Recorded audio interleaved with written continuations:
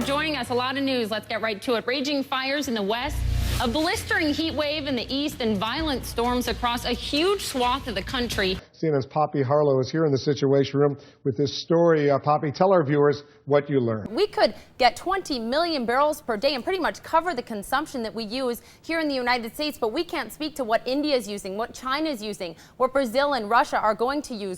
Well, a clear contrast. That is what President Obama says the American people are facing in this presidential election. In an interview with CBS's Charlie Rose, the president defended his campaign ad strategy, saying he's been mostly positive up until this point. Pastor Michel Louis, one of two Americans held tonight by kidnappers in Egypt. His family and his congregation are anxiously awaiting any news from the U.S. Embassy.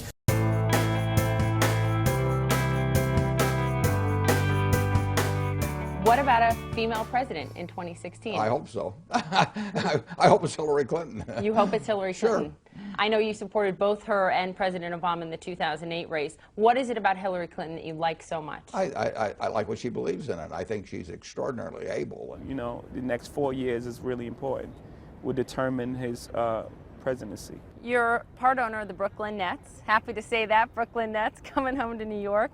They'll be playing in Brooklyn this fall. I'm wondering for you, was this a business move where you think it'll be profitable in the near term for you, or was this also emotional for you, bringing a team to where you're from?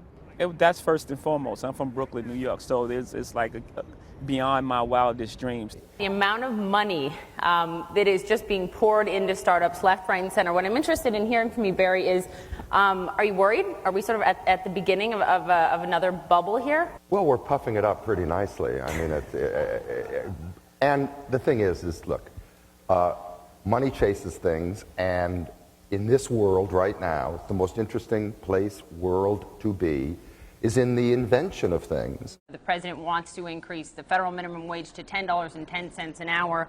My question to you, do you think the federal minimum wage should be raised from $7.25 an hour in this country? What I would say is I don't want to comment specifically on whether it should be $10 or people in Seattle are trying to get it to $15. I do think that there are fundamental issues and a larger gap between the haves and have-nots in America.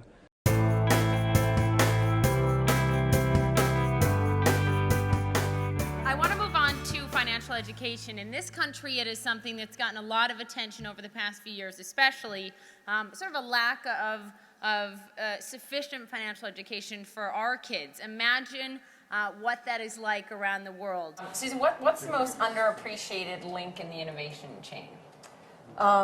Again, it's one of the components of our not industrial policy. I think the most underappreciated piece is the starter piece, which is basic research.